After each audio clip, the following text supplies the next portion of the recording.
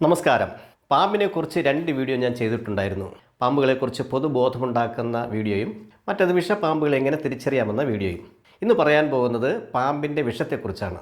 പാമ്പെന്ന് കേൾക്കുമ്പോൾ നമുക്കുണ്ടാകുന്ന പേടിയതുകൊണ്ടാണല്ലോ. 2 തരത്തിലുള്ള വിഷവും ഓരോ കടിയിലും പാമ്പ് ഇരയിൽ ഏൽപ്പിക്കുന്ന വിഷത്തിൻ്റെ അളവും എത്രയാണെന്നാണ് ഞാനിന്ന് പറയാൻ പോകുന്നത്. അതിനു മുമ്പ് എപ്പോഴും പറയും പോലെ വീഡിയോ പൂർണ്ണമായി കാണണം. സബ്സ്ക്രൈബ് ചെയ്തിട്ടില്ലെങ്കിൽ സബ്സ്ക്രൈബ് ചെയ്യണം. എന്നാൽ നമുക്ക് കാര്യത്തിൽ കിടക്കാമല്ലേ. വിഷപ്പാമ്പുകൾക്ക് 2 ഇനം പല്ലുകളുണ്ട്. സൊളിനോഗ്ലിഫസ് പല്ലുകളും പ്രോട്ടറോഗ്ലിഫസ് പല്ലുകളും. അണലി വിഭാഗത്തിൽപ്പെട്ട പാമ്പുകൾക്കാണ് സൊളിനോഗ്ലിഫസിൽപ്പെട്ട പല്ലുകളുള്ളത്. ഇത്തരം പല്ലുകൾ താടിയേലിൻ്റെ മുൻവശത്താണ് ഉറപ്പിച്ചിട്ടുള്ളത്.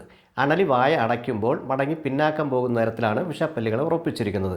കടിക്കുന്ന സമയത്ത് പല്ലുകൾ നിവർന്ന്, അതായത് കാറിൻ്റെ ബോണറ്റ് ഉയർന്നു വരും പോലെ വന്ന് ഇരയുടെ ശരീരത്തിലേക്ക് വിഷം കുത്തിവെക്കുകയും ചെയ്യും. വിഷപ്പല്ലിലുള്ള ചാലിലൂടെയാണ് വിഷം ഇരയിലേക്ക് ഇറങ്ങുന്നത്.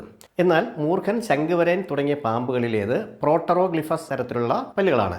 അവ അണലിപ്പാമ്പിൻ്റെ പല്ലുകളെപ്പോലെ വലുതല്ല, ചലനശേഷിയുമില്ല. കുത്തിവയ്ക്കാൻ ഉപയോഗിക്കുന്ന സിറിഞ്ചിനെ പോലെയാണ് മൂർഖൻ്റെയും ശംഖുവരയൻ്റെയും പല്ലുകൾ. ഇനി നമുക്ക് വിഷസഞ്ചികളുടെ സ്ഥാനം നോക്കാം. മേൽത്താടിയുടെ ഇരുവശത്ത് കണ്ണുകൾക്ക് താഴെയാണ് വിഷസഞ്ചി സ്ഥിതി ചെയ്യുന്നത്. അതിൽ നിന്നും വമിക്കുന്ന വിഷം നാളിയിലൂടെ, അതായത് ചെറുകുടലിലൂടെയാണ് പുറത്തേക്ക് വരുന്നത്. മനുഷ്യരെ അടക്കം കൊല്ലാൻ ശേഷിയുള്ള പാമ്പിൻ്റെ വിഷം പ്രോട്ടീനുകളുടെയും എൻസൈമുകളുടെയും സങ്കീർണ മിശ്രിതമാണ്. യഥാർത്ഥത്തിൽ പാമ്പ് വിഷം സ്രവിക്കുന്നത് വേട്ടയാടലിനും പ്രതിരോധത്തിനും വേണ്ടിയാണ്. എന്നാൽ മനുഷ്യൻ യാദൃച്ഛികമായിട്ടാണ് ഇവയുടെ ഇരയാകുന്നത്. പാമ്പിന്റെ ഇനത്തെയും വിഷത്തിന്റെ തരത്തെയും ആശ്രയിച്ചിരിക്കും അതുണ്ടാക്കുന്ന ഫലങ്ങൾ. പ്രധാനമായി 2 തരത്തിലുള്ള വിഷമാണുള്ളത്: ന്യൂറോടോക്സിക്കും ഹീമോടോക്സിക്കും. അണലി വിഭാഗത്തിലുള്ളവയുടെ വിഷം ഹീമോടോക്സിക്കാണ്. എന്നാൽ മൂർഖൻ, ശംഖുവരയൻ, കടൽപ്പാമ്പ് എന്നിവയുടെ വിഷം ന്യൂറോടോക്സിക്കും. വിഷം ന്യൂറോടോക്സിക് ആണെങ്കിൽ അതിലെ ന്യൂറോടോക്സിൻസ് പക്ഷാഘാതം, ശ്വാസതടസ്സം എന്നിവയുണ്ടാക്കുകയും നാഡീ സിഗ്നലിംഗ് സംവിധാനം തകർത്ത് മരണത്തിലെത്തിക്കുകയും ചെയ്യും. ഹീമോടോക്സിക് ആണെങ്കിൽ അതിലെ ഹീമോടോക്സിൻസ് ക്രമരഹിതമായ ഹൃദയമിടിപ്പും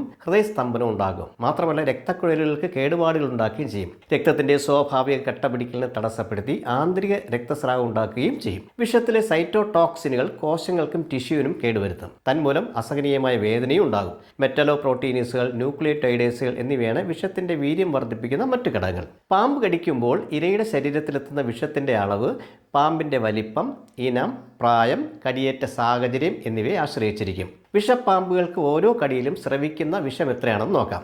അണലികൾ ഉൾപ്പെടുന്ന വൈപ്പറുടെ കുടുംബത്തിൽപ്പെട്ടവർ 21 മുതൽ 268 മില്ലിഗ്രാം വരെ വിഷം ഇരയിൽ കുത്തിവെക്കും. ബൈറ്റിസ് ഗബോണിക്ക എന്ന ശാസ്ത്രനാമമുള്ള ഗബോൺ വൈപ്പർ ഒരു കടിയിൽ 600 മില്ലിഗ്രാം, അതായത് വലിയ അളവിൽ വിഷം കുത്തിവെക്കും. മൂർഖൻ ഒറ്റക്കടിയിൽ 150 മുതൽ 350 മില്ലിഗ്രാം വിഷമാണ് ഇരയ്ക്ക് മേൽ പ്രയോഗിക്കുന്നത്.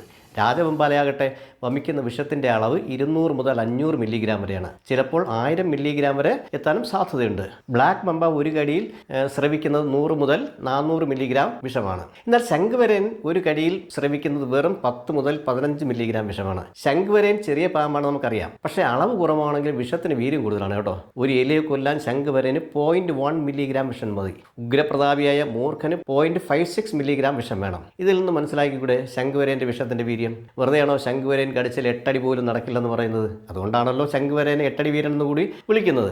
മൂർഖനിൽ വിഷം ചീറ്റുന്ന ഒരു വിഭാഗമുണ്ട്. അതിന് സ്പിറ്റിംഗ് കോബ്ര എന്നാണ് പറയുന്നത്. വേട്ടയാടലാണ് ലക്ഷ്യമെങ്കിലും ഇരയുടെ കണ്ണുകളെയാണ് അവ ലക്ഷ്യമിടുന്നത്. മനുഷ്യന്റെ ദേഹത്താണ് വിഷം പതിക്കുന്നതെങ്കിൽ തൊലിപ്പുറം പൊള്ളുന്നതിനും കുമിളകൾ രൂപപ്പെടാനും സാധ്യതയുണ്ട്.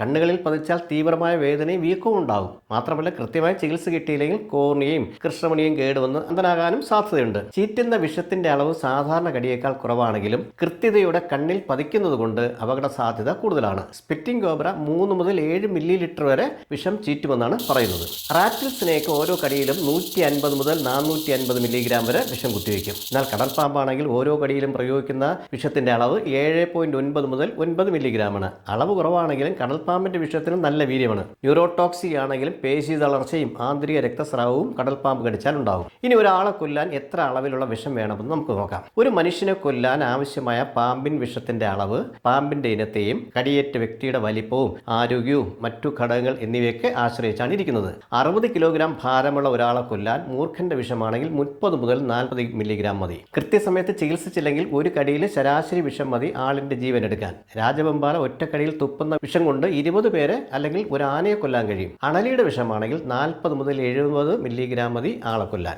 വിഷത്തിന്റെ വീര്യം, അതായത് എത്രമാത്രം അളവിൽ വിഷം ശരീരത്തിലെത്തിയാണ് ഒരാൾ മരിക്കുന്നത് എന്ന് മനസ്സിലാക്കിയിട്ടുള്ളത് മൃഗങ്ങളിൽ, പ്രത്യേകിച്ച് എലികളിൽ നടത്തിയ പരീക്ഷണങ്ങളിലൂടെയാണ്. LD50, അതായത് ലീത്തൽ ഡോസേജ് 50 മാനദണ്ഡ പ്രകാരമാണ് വിഷത്തിന്റെ വീര്യം കണക്കാക്കുന്നത്. കുത്തിവെക്കുന്ന വിഷം ജനസംഖ്യയുടെ അതായത് പോപ്പുലേഷന്റെ 50% പേർക്ക് മാരകമാണെങ്കിൽ അതിനെയാണ് LD50 ഡോസേജ് എന്ന് പറയുന്നത്. അതായത് പരീക്ഷണ മൃഗങ്ങളിൽ 50% മരണത്തിന് കാരണമാകുന്ന ഒരു പദാർത്ഥത്തിന്റെ അളവ് സൂചിപ്പിക്കാൻ ടോക്സിക്കോളജിയിൽ ഉപയോഗിക്കുന്ന ഒരു അളവാണ് LD50 ഡോസേജ് എന്ന് പറയുന്നത്. അതായത് ലീത്തൽ ഡോസേജ് 50. എങ്കിലും വ്യക്തികളുടെ കാര്യശേഷി, ശരീരഭാരം, ആരോഗ്യസ്ഥിതി, വൈദ്യചികിത്സയുടെ ത്വരിതഗതി തുടങ്ങിയ ഘടകങ്ങൾ കണക്കിലെടുത്താൽ മാരകമാകാൻ ആവശ്യമായ വിഷത്തിന്റെ അളവ് വ്യത്യാസപ്പെടാം. ഇതൊക്കെയാണെങ്കിലും കൃത്യമായ ചികിത്സ അതായത് ആന്റിവെനം കിട്ടിയാൽ തീർച്ചയായും ആളിനെ നമുക്ക് രക്ഷപ്പെടുത്താം. അതുകൊണ്ട് പാമ്പ് കടിയേറ്റ ആളെ എത്രയും വേഗം ആശുപത്രിയിൽ എത്തിക്കുകയാണ് അഭികാമ്യം. വിഷവൈദ്യത്തിനും നാട്ടുവൈദ്യത്തിനും പേരുകെട്ടതാണ് നമ്മുടെ നാടെങ്കിലും പാമ്പ് കടിയിൽ ഏതൊരുവിധ കോംപ്രമൈസും അതായത് ഒരു വിട്ടുവീഴ്ചയും വേണ്ട കേട്ടോ. കാരണം എത്ര ഗുരുതരമാണെങ്കിലും സമയത്തിന് ചികിത്സ കിട്ടിയാൽ അകാല മൃത്യുവിൽ നിന്ന് നമുക്ക് ആളിനെ രക്ഷപ്പെടുത്താം. ഒരു കാര്യം കൂടി ശ്രദ്ധിക്കണം, പാമ്പ് കടിയേറ്റയാളെ ഏതൊരു കാരണവശാലും ഉറങ്ങാൻ അനുവദിക്കരുത്. കടിച്ചത് മൂർഖനോ ശംഖുവരേനോ ആണെങ്കിൽ കടിയേറ്റ വ്യക്തി ഉണർന്നിരുന്നാലേ അയാൾക്ക് സംഭവിക്കുന്ന അല്ലെങ്കിൽ അയാൾക്കുണ്ടാകുന്ന ശാരീരിക അസ്വസ്ഥതകൾ മനസ്സിലാക്കാൻ നമുക്ക് കഴിയുള്ളൂ. അതായത് മയക്കവും പേശി തളർച്ചയും മനസ്സിലാക്കണമെങ്കിൽ ആള് ഉണർന്നിരുന്നാലേ പറ്റുള്ളൂ. അണലി കടിച്ചാൽ വലിയ കുഴപ്പമില്ലെന്ന് ആരെങ്കിലും പറഞ്ഞാൽ അതും വിശ്വസിക്കരുത്. കാരണം രക്തചംക്രമണം അതായത് ബ്ലഡ് സർക്കുലേഷനെയാണ് അണലിയുടെ വിഷം ബാധിക്കുന്നത്. പുറമേയുള്ള രക്തസ്രാവം നമുക്ക് നിയന്ത്രിക്കാം, എന്നാൽ ആന്തരിക രക്തസ്രാവമാണ് ഉണ്ടാകുന്നതെങ്കിലോ സംഗതി കൂടുതൽ ഗുരുതരമാകും. അണലി കടിച്ചാൽ ആന്തരിക രക്തസ്രാവം ഉണ്ടാകാനുള്ള സാധ്യത കൂടുതലാണ്. അതുകൊണ്ട് ദയവ് ചെയ്ത് പാമ്പ് കടിയേറ്റാൽ മുന്നും പിന്നും നോക്കാതെ എത്രയും പെട്ടെന്ന് ആശുപത്രിയിൽ എത്തിക്കുക. അണലി കടിച്ചിട്ടാണ് ഏറ്റവും കൂടുതൽ ആളുകൾ മരിക്കുന്നതെന്ന കാര്യം കൂടി ഓർക്കുക. ഇവിടെ ഒരു കാര്യം ശ്രദ്ധിക്കേണ്ടതുണ്ട്, അതായത് കടിച്ചത് ഏത് പാമ്പാണെന്നറിഞ്ഞാൽ നമുക്ക് റിസ്ക് കുറയ്ക്കാൻ പറ്റും. മൂർഖനാണ് കടിച്ചതെങ്കിൽ ന്യൂറോടോക്സിക് വിഷത്തിനുള്ള പ്രതിവിഷം അതായത് ആന്റിവെനം കൊടുത്താൽ മതി. കടിച്ചത് അണലിയാണെങ്കിൽ ഹീമോടോക്സിക്കിന്റെ ആന്റിവെനം കൊടുക്കണം. ദൗർഭാഗ്യവശാൽ കടിച്ചത് ഏത് പാമ്പാണെന്ന് അറിഞ്ഞുകൂടെങ്കിൽ പോളിവാലന്റ് ആന്റിവെനമാണ് കൊടുക്കുന്നത്. അതായത് വ്യത്യസ്ത ഇനം പാമ്പുകളുടെ വിഷത്തെ പ്രതിരോധിക്കുന്ന ആന്റിവെനം. പക്ഷേ പോളിവാലന്റ് ആന്റിവെനം പലതരത്തിലുള്ള ആരോഗ്യ പ്രശ്നങ്ങൾ ഉണ്ടാക്കുമെന്നുള്ളതുകൊണ്ട് ഒരു റിസ്ക് ഫാക്ടറാണ്. അതുകൊണ്ട് മിക്കവാറും ഡോക്ടർമാർ പോളിവാലന്റ് ആന്റിവെനം കൊടുക്കാൻ മടിക്കും. പാമ്പുകളെക്കുറിച്ചുള്ള കൂടുതൽ അറിവുകളുമായി വീണ്ടും കാണാം. നന്ദി.